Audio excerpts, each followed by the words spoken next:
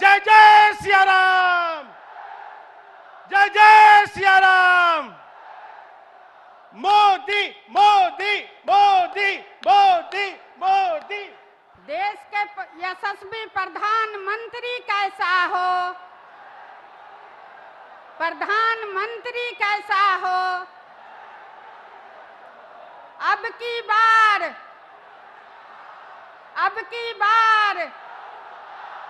स्वागत है भाई, स्वागत है, स्वागत है भाई, स्वागत है। नरेंद्र मोदी जिंदाबाद, नरेंद्र मोदी जिंदाबाद।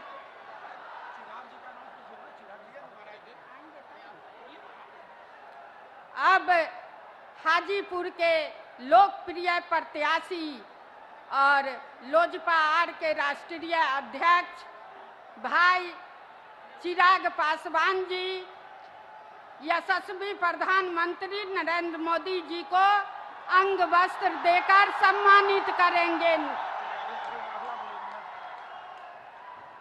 अब स्वागत के अगली कड़ी में माननीय रीना पासवान जी सब महिलाओं के साथ आदरणीय प्रधानमंत्री जी का स्वागत मोमेंटो देकर करेंगी। रीना पासवान जी।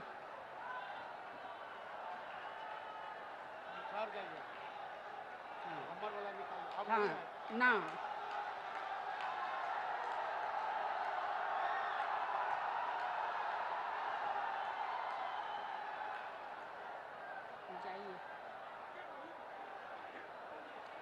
अब प्रजातंत्र की भूमि वैशाली की धरती पर यशस्वी प्रधानमंत्री जी को भाजपा के यशस्वी जिला अध्यक्ष डॉक्टर प्रेम सिंह कुशवाहा जी हाजीपुर के मशहूर मालभोग केला का प्रतीक चिन्ह देके उनका स्वागत करेंगे। अब इसी स्वागत के कड़ी में लालगंज के विधायक आदरणीय संजय कुमार सिंह जी मोमेंटो देके प्रधानमंत्री जी का स्वागत करेंगे। स्वागत के इसी कड़ी में हाजीपुर के लोकप्रिय विधायक आदरणीय अवधेश सिंह जी मोमेंटो देके प्रधानमंत्री जी का स्वागत करेंगे। अब आप सबों के बीच आपके हाजीपुर के प्रत्याशी लोकप्रिय प्रत्याशी चिराग पासवान जी आप लोगों को संबोधन करेंगे। जोरदार ताली से चिराग पासवान जी का स्वागत करिए।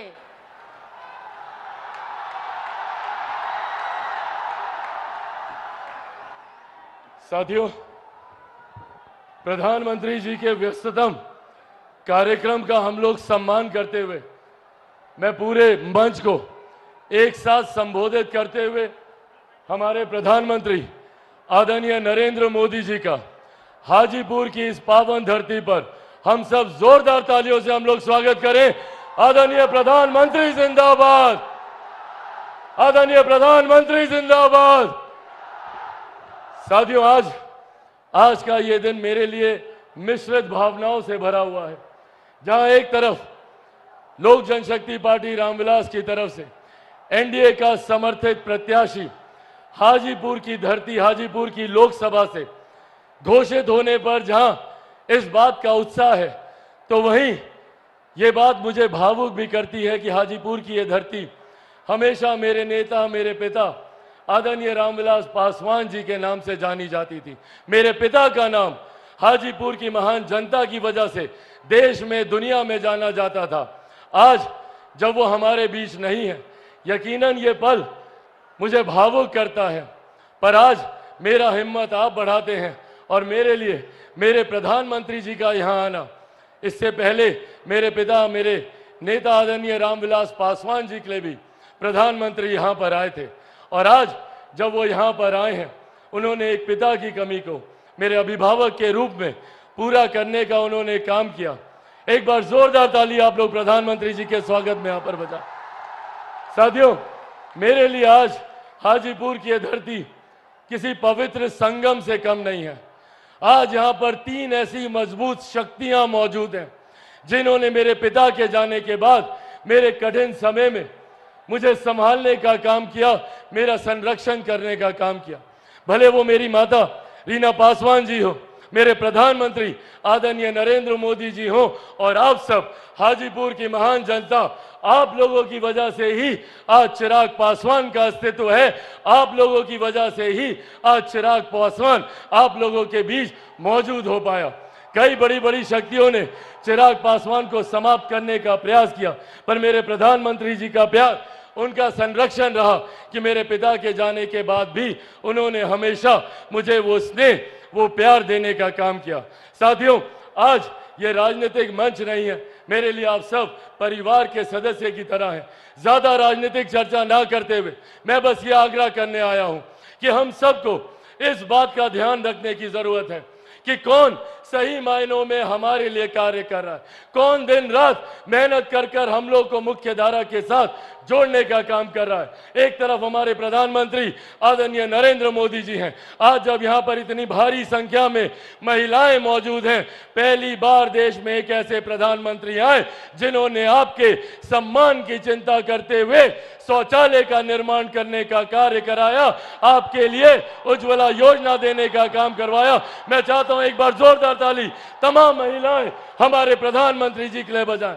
आज पहली बार देश में एक ऐसे प्रधानमंत्री जिन्होंने इस बात की चिंता की कि अगर घर पे कोई बीमारी आए तो वो व्यक्ति अपनी जमीन जायदाद गिरवी ना रखनी पड़े, महिलाओं के जेवर को बेचने की नौबत ना आए।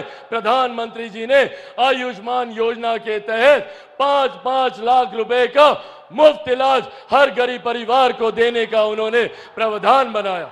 आज देश की, दुनिया की सबसे बड़ी गरीब कल्याण की योजना जिस पर हम सबको गर्व होता है, और इसका श्रेय मैं मेरे नेता, मेरे पिता आदरणीय रामविलास पासवान जी को भी दूंगा।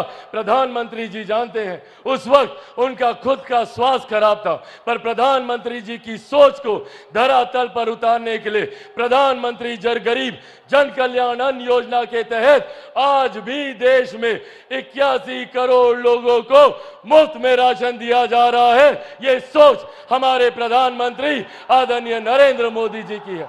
जहां हमारी सरकार ने सरहद से सीमाओं को सुरक्षित रखा, अंतरिक्ष के माध्यम से विकास के कार्यों को गति दी, जहां किसान सम्मान निधि के माध्यम से हर गरीब, हर मजदूर की चिंता करने का प्रधानमंत्री जी ने कार्य किया, तो वहीं आज भी कुछ विपक्षी दल के नेता हैं जो आप लोगों के बीच, हम लोगों के बीच घूम घूम कर भ्रम फैलाने का कार्य कर रहे हैं।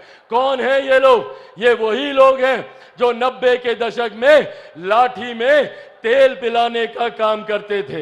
ये वही लोग हैं जो आप लोगों की नौकरी के बदले में जमीन लिखवाने का काम करते थे, और अब तो इन्होंने विधिवत तरीके से इस योजना को अंजाम देने का प्रावधान बनाना शुरू कर दिया है। इनहेरिटेंस टैक्स के माध्यम से अब विरासत पर टैक्स लगाने की सोच कांग्रेस और राजद के नेता करने जा रहे हैं। आप लोगों की जितनी जमीन है, चाची, आप लोगों का जितना गहना जेवर होगा ना, कांग्रेस और राजद का लोग आएगा उसका 55% अपने खजाने में ले लेगा।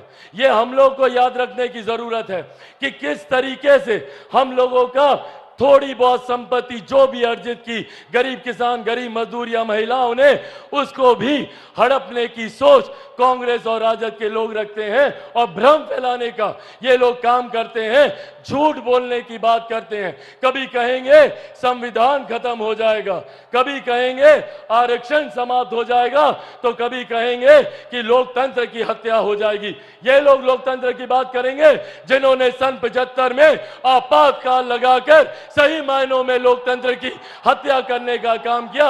ये लोग लोकतंत्र की चिंता कर रहे हैं। साथियों, आज मैं मेरे नेता, मेरे पिता आदरणीय रामविलास पासवान जी की कर्म भूमि पर खड़ा होकर उन्हीं के संघर्षों की कसम खाकर आप सबसे वादा करके जाता हूं कि जब तक चिराग पासवान जिंदा है, ना संविधान को कोई खतरा है, ना आरक्षण को कोई खतरा है। ये वादा आपसे मेरे प्रधानमंत्री जी भी करके जाते हैं। साथियों, जो लोग संविधान को खतरे में बताते हैं वो आप लोगों की गरीब कल्याण योजनाओं पे नजर रखते हैं। आज मैं मेरे प्रधानमंत्री जी से भी इस मंच के माध्यम से आग्रह करूंगा कि सर, ऐसे प्रावधान बना दिए जाएं ताकि आरक्षण को लेकर उम्र भर के लिए ये बहस ही समाप्त हो जाए। संविधान की धाराओं का, कानून की धाराओं का इस्तेमाल कर कर जो लोग बार बार आरक्षण, संविधान को लेकर भ्रम फैलाते हैं, उसकी चर्चा ही पूरी तरीके से समाप्त कर दी जाए। ऐसे प्रावधान प्रधानमंत्री जी आने वाले दिनों में आरक्षण और संविधान को लेकर करें, यह मैं अपेक्षा रखता हूं। और अंत में साथियों बस इतना कहूंगा कि अगर ये लोग आए तो खतरा हम लोग की गरीब कल्याण योजनाओं को है। जितनी कांग्रेस राजद के लोग हैं, आज जितने लोगों को 5-5 किलो अनाज मिलता है, एक बार हाथ उठाकर प्रधानमंत्री जी को बताएं कि आप लोग को अनाज मिल रहा है ना? जिनको मिल रहा हाथ उठाकर बताएं।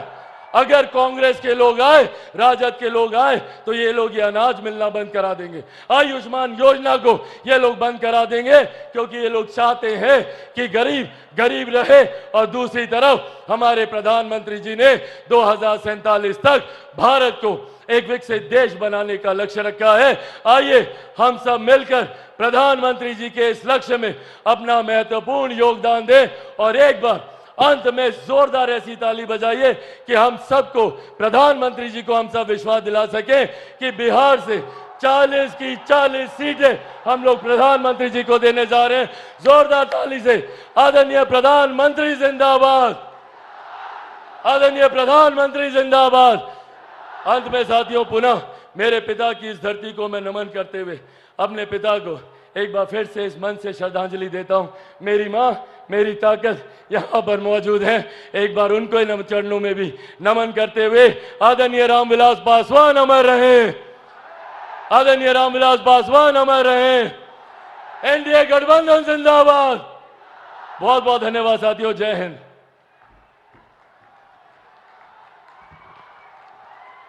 अब भारत के माताओं, बहनों और युवा दिलों का धड़कन, विकास पुरुष और भारत को विश्व पटल पर ले जाने वाले नारी शक्ति वंदन के तहत महिला को मान सम्मान दिलाने वाले वैसे हमारे आदरणीय प्रधानमंत्री नरेंद्र मोदी जी अब आपके बीच बात करें। भारत माता की, भारत माता की। पूरा दुनिया के गणतंत्र के मतलब बतावे, आज सिखावे वाला हाजीपुर के ई महान धरती के प्रणाम करहित हते।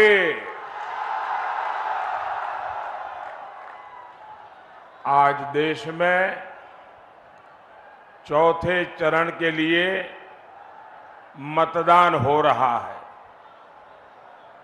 मेरा सभी मतदाताओं से अनुरोध है कि वो ज्यादा से ज्यादा वोटिंग करें।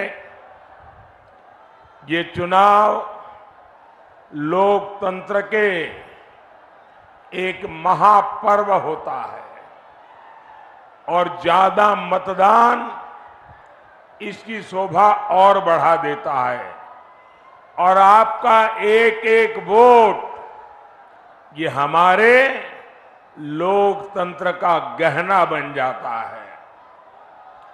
साथियों, ये भगवान महावीर की धरती है, ये भगवान बुद्ध की धरती है, ये वो धरती है जहां लोकतंत्र की भी जड़ें हैं और ये वो धरती है वहां रामचौरा मंदिर भी है और मान्यता है कि यहां हमारे प्रभु श्री राम के चरण पड़े थे।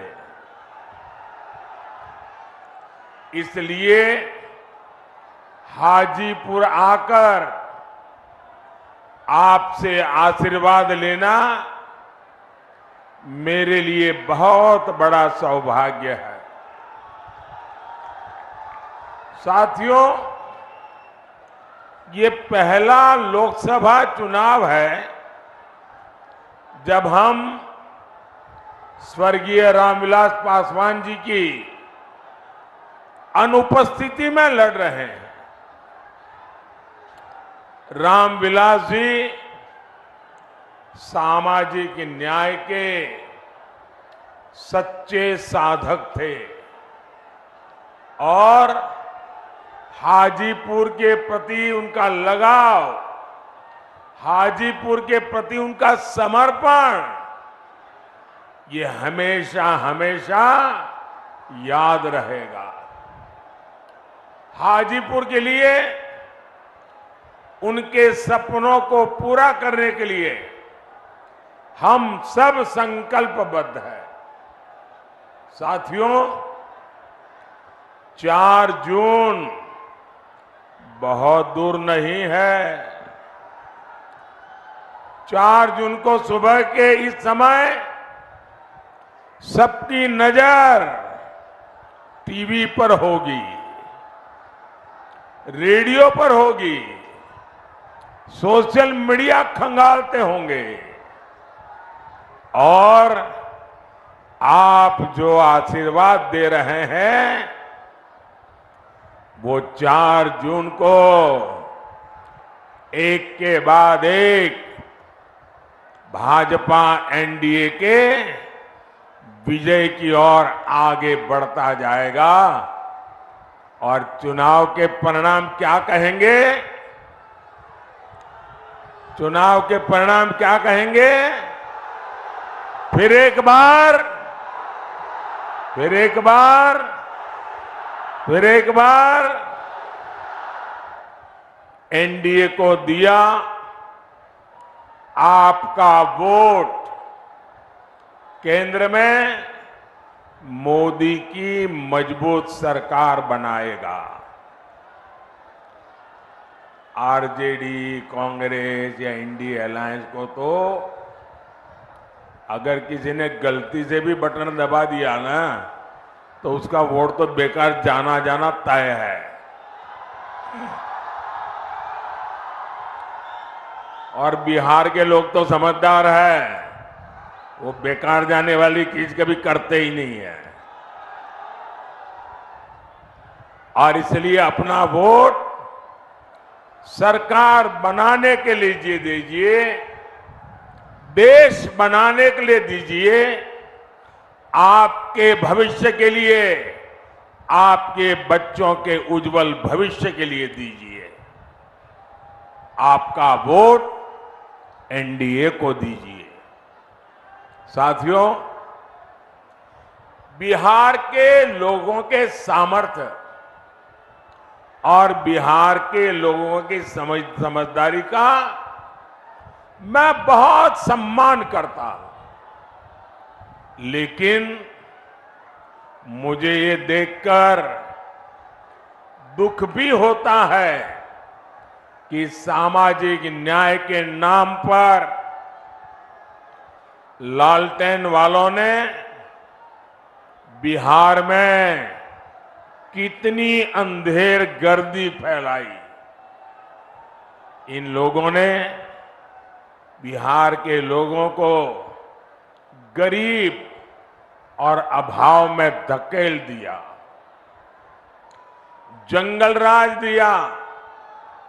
इन लोगों ने सबको बर्बाद किया और खुद अपने आलीशान महल खड़े कर दिए। क्या ऐसे लोग बिहार का कभी भी भला कर सकते हैं क्या? कर सकते हैं क्या? आरजेडी कांग्रेस में बिहार को आगे बढ़ाने की इच्छा शक्ति ही नहीं है। वे तो सोच रहे हैं अभी जितना समय बचा है खुद का जितना लूट सके लूट ले। वो अपने बच्चों को सेट करने में लगे हैं, उनको आपके बच्चों की परवाह नहीं है। आप लोग यहां एक कहावत कहते हैं ना निमन गीतिया गाइब ना मड़वा में जाइब। आरजेडी कांग्रेस का हाल यही है। ये लोग विकास के कार्यों से भागते हैं क्योंकि उसमें मेहनत लगती है, खुद को खपाना होता है। इन लोगों के नकारे पन्ने बिहार के कई अमूल्य दशक बर्बाद किए हैं। ऐसे लोगों से हमें बिहार को बचाकर रखना है। भाई और बहनों, आरजेडी हो, कांग्रेस हो, इन दोनों पार्टियों ने अब तुष्टीकरण को अपना सबसे बड़ा राजनीतिक हथियार बनाया है। आजकल आप देखते होंगे इंडी अलायंस का हर दल राम मंदिर के लिए बद्दी बद्दी बातें कर रहा है। राम मंदिर को गाली देकर उसका बहिष्कार करके ये आपको चिढ़ा रहे हैं। क्या ऐसे लोगों को आप माफ करेंगे? क्या ऐसे लोगों को कोई माफ कर सकता है क्या? साथियों, आरजेडी कांग्रेस की प्राथमिकता आप लोग नहीं है, बल्कि उनका अपना वोट बैंक ही है। अभी आपने सुना होगा बिहार में जंगल राज लाने वाले जो व्यक्ति है, जो चारा घोटाले में अदालत ने सजा की हुई है, गुनहगार माना है, उन्होंने अभी अभी एक बयान दिया। उन्होंने कहा कि मुसलमानों को आरक्षण दिया जाना चाहिए और वो भी पूरा का पूरा, यानी दलितों, पिछड़ों, आदिवासियों को मिलने वाला पूरा आरक्षण ये अब सिर्फ मुसलमानों को देना चाहते हैं। भाइयों बहनों, मैं भी आप ही तरह अति पिछड़े समाज से आता हूं। मैं जानता हूं ऐसा सुनकर के उनकी बेचैनी कितनी बढ़ जाती है। उनको लगता है हमारा तो भविष्य डूब जाएगा। हमारे दलित भाई बहन, हमारे आदिवासी भाई बहन, हमारे पिछड़े, हमारे अति पिछड़े अगर धर्म के आधार पर आरक्षण के नाम पर उनको बाबा साहब ने जो अधिकार दिया है, संविधान ने जो अधिकार दिया है, वो अगर लूट लिया जाएगा तो इनकी तो आने वाली सारी पीढ़ियां बर्बाद हो जाएगी। लेकिन इन्हें न बाबा साहब की परवाह है, न इन्हें संविधान की परवाह है। क्या बिहार का दलित हो, पिछड़ा हो, आदिवासी हो, ये हमारे समाज के लोग अपना हक आरजेडी कांग्रेस वालों को छीनने देंगे क्या? छीनने देंगे क्या? और मैं आपको गारंटी देता हूं, जब तक मोदी जिंदा है,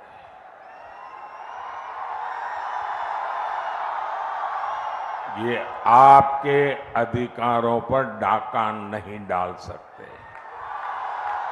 वो समझ लें, वो वक्त चला गया कि आपने महिलाओं को मिलने वाले आरक्षण के कागज फाड़ दिए थे।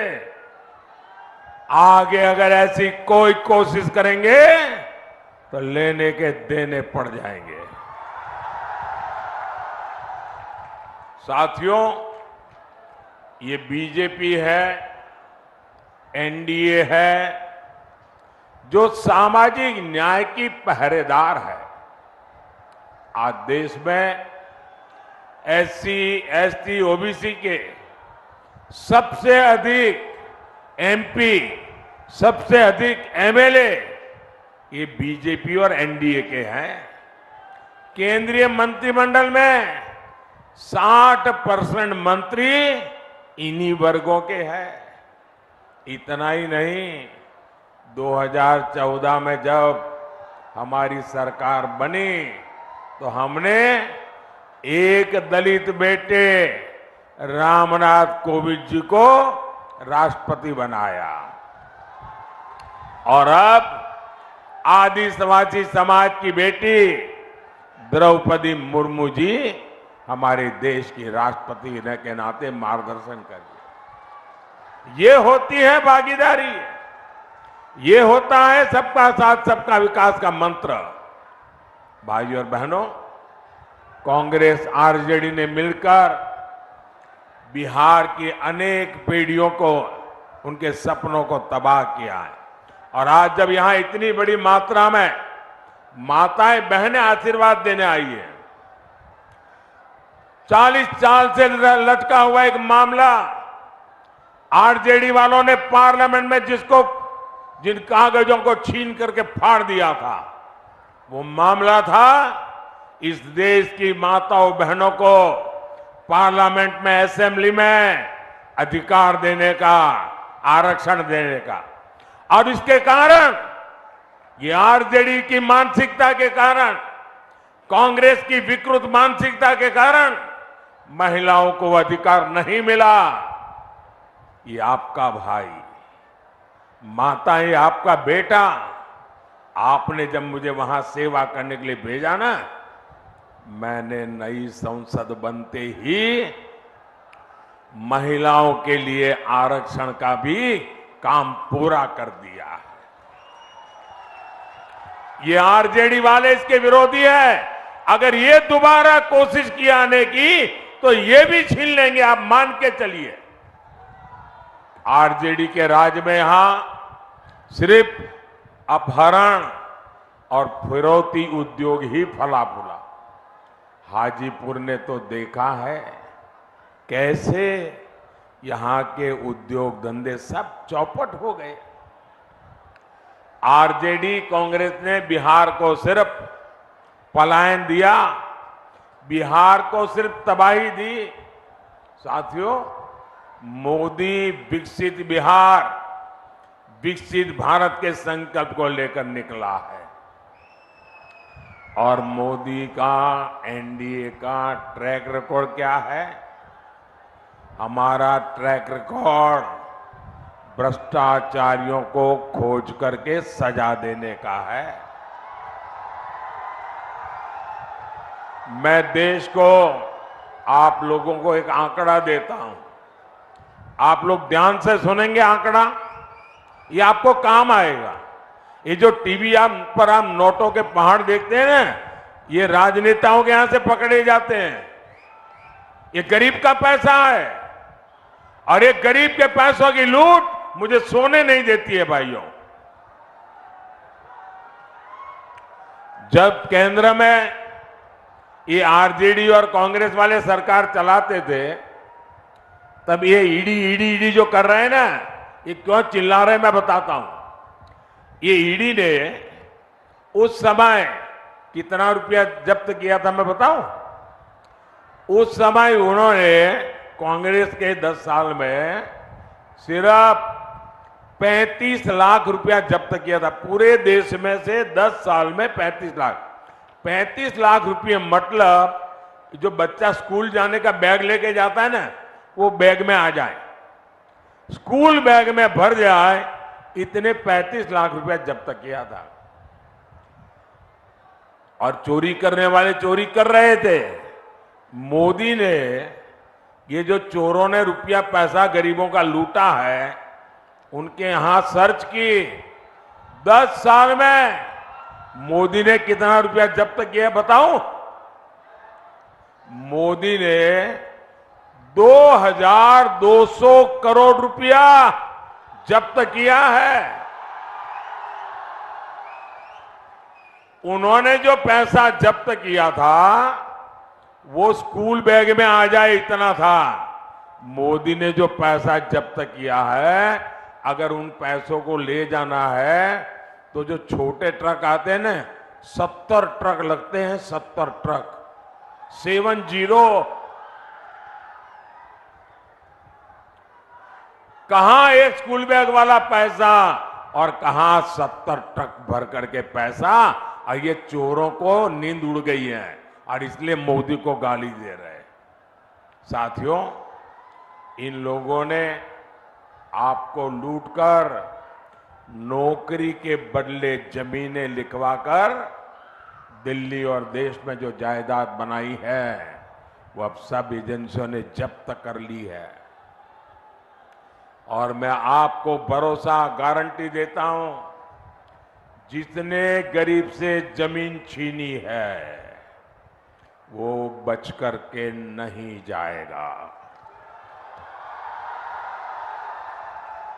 साथियों, मोदी के सेवा काल में भारत में देश की अर्थव्यवस्था तेजी से आगे बढ़ रही है। और जब अर्थव्यवस्था आगे बढ़ती है तो उतने ही रोजगार के भी मौके पैदा होते हैं। पिछले 10 साल में बिहार में 1400 किलोमीटर नई रेल लाइनें बिछाई गई। बिहार में 400 से अधिक रेलवे फ्लाईओवर और अंडरपास बने। कोई मुझे बताइए, क्या बिना रोजगार को एक काम हुआ होगा क्या? छूमंतर करके जैसे रुपये ले जाते हैं वैसे पुलिया भी बन जाती होगी क्या? किसी को तो रोजगार मिला होगा ना, तब जाकर के बना होगा। पिछले 10 साल में बिहार में 3300 किलोमीटर के नेशनल हाईवे बने हैं। मुझे कोई बताएं भाई बुद्धिमान, 3300 किलोमीटर हाईवे क्या बिना रोजगार दिए बन जाते हैं क्या? लगातार चौड़े हो रहे हाईवे हो, एक्सप्रेस हो, बिहार में खाद के कारखाने का काम हो, थर्मल पावर प्लांट हो, गंगा नदी पर बन रहे अनेकों बड़े पुल हो, पटना में मेट्रो में चल रहा कार्य हो, नेचुरल गैस का नेटवर्क हो, गांव-गांव तक उज्ज्वला की गैस पहुंचाने का नेटवर्क हो, ये सब रोजगार की गारंटी होते हैं, रोजगार की गारंटी। लेकिन जो अपने बाप दादा की कमाई खा करके जीते हैं उनको रोजगार क्या होता है इसकी समझ तक नहीं है जी। अभी मोदी ने तय किया है कि बिहार के 90 से ज्यादा रेलवे स्टेशनों को आधुनिक बनाया जाएगा। क्या ये बिना रोजगार पैदा किया होगा क्या? पिछले 10 साल में मोदी ने देश के 4 करोड़ पक्के घर बनाकर गरीबों को दिए हैं। अकेले बिहार में ही 40 लाख पक्के घर बनवाए गए। इन घरों के लिए जो सीमेंट, सरिया आया है, ईंट बालू आया है, वो भी मोहल्ले की दुकान से ही तो गया है। इन सबका लाभ बिहार के नौजवानों को ही तो हुआ है। उन्हें रोजगार के, व्यापार कारोबार के नए अवसर मिले हैं। साथियों, मोदी के वारिस कौन है आपके पास कोई नाम कि भाई मोदी इसको लेकर के जाएगा? कोई नाम नहीं है। क्यों? मोदी के वारिस आप हैं। मोदी के वारिस आप हैं। मोदी के वारिस आपका परिवार है। मोदी के वारिस आपके बच्चे हैं। और मुझे बारिश में आपको सब कुछ दे करके जाना है।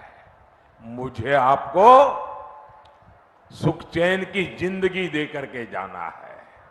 मुझे आपको आपके बच्चों के उज्जवल भविष्य की गारंटी दे करके जाना है।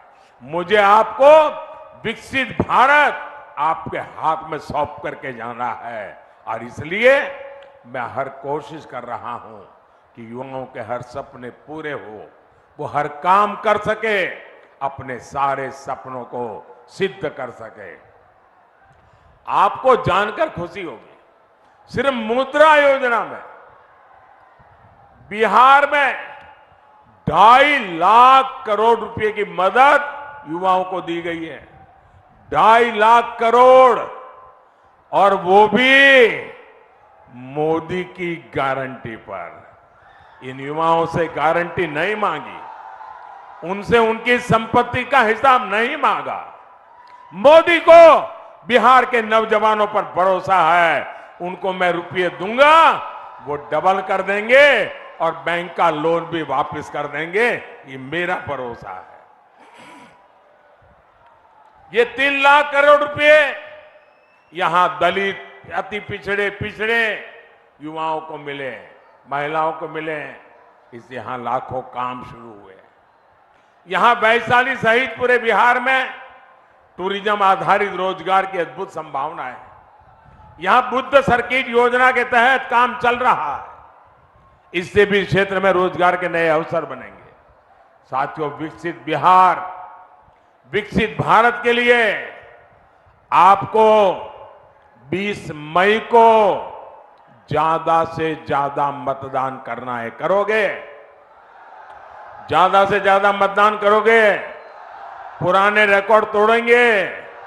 रामविलास को जितने वोट मिले हैं, मुझे चिराग के लिए उससे ज्यादा वोट चाहिए। रामविलास जी के आत्मा को चिराग के जीतने से शांति नहीं होगी। रामविलास को मिले वोट से ज्यादा वोट मिलेंगे, तब जाकर के रामविलास जी को शांति होगी।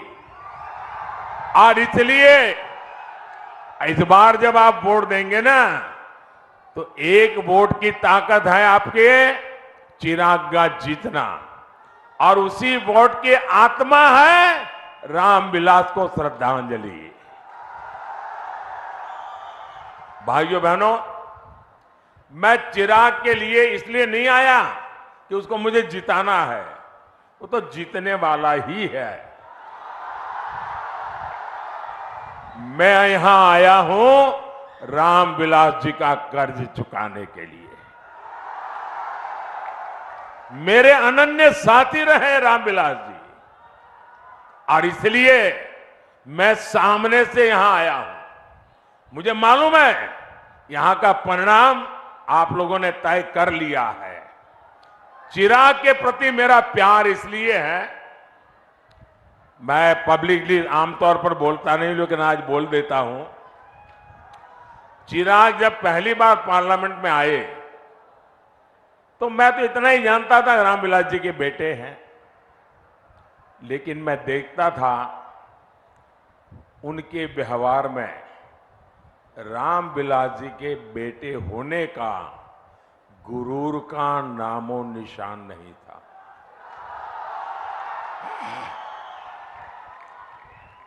ये बहुत बड़ी बात है, और मैं इसके लिए उनकी माता जी को सारे क्रेडिट देता हूं। आपने इसको ऐसा संस्कार दिया, गुरूर का नामो निशान नहीं। दूसरी बात, मैंने एक बार हमारी कैबिनेट में कही थी, शायद चिराग को भी पता नहीं होगा, रामविलास जी कैबिनेट में थे।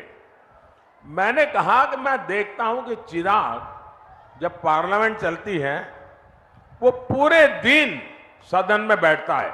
सॉरी, मैं जरा तूतारी कर देता हूं कि मैंने उसको बेटे की तरह देखा है, वरना वो हमारे माननीय सांसद है। पूरा समय पार्लियामेंट में वो बैठते थे, 14 से 19। मैंने कैबिनेट में कहा, मैंने कहा देखिए भाई, इस बच्चे में सीखने की, जानने की इतनी लगन है, वो एक एमपी के रूप में इतना कोशिश कर रहा है सीखने की, और मैं मानता हूं एक सांसद के रूप में चिराग सफल सांसद है। आपके इस बिहार के सच्चे प्रतिनिधि है, और इसलिए आप जब चिराग को वोट देंगे ना, तो वो वोट सीधा सीधा मोदी के खाते में जाएगा। अच्छा, मेरा एक काम करेंगे, जरा सब बताइए, मेरा एक काम करेंगे। ऐसे नहीं, चिराग की बात कर रहा हूं तो बड़ा उत्साह आ जाता है, मेरी बात करता हूं ठंडे पड़ जाते हो। जरा हाथ ऊपर करके बताइए, मेरा काम करोगे? देखिए, यहां से जाने के बाद ज्यादा से ज्यादा घरों में जाइए, ज्यादा से ज्यादा परिवारों में जाइए, और जाकर के कहिए कि मोदी जी आए थे, मोदी जी ने आपको जय श्री राम कहा है, मेरा जय श्री राम पहुंचा दीजिए, मेरा जय श्री राम पहुंचा दीजिए। बोलो भारत माता की, भारत माता की, भारत माता की। बहुत बहुत धन्यवाद। भारत माता की, भारत माता की। जय श्री राम, जय जय श्री राम। नरेंद्र मोदी जिंदाबाद, नरेंद्र मोदी जिंदाबाद। मोदी मोदी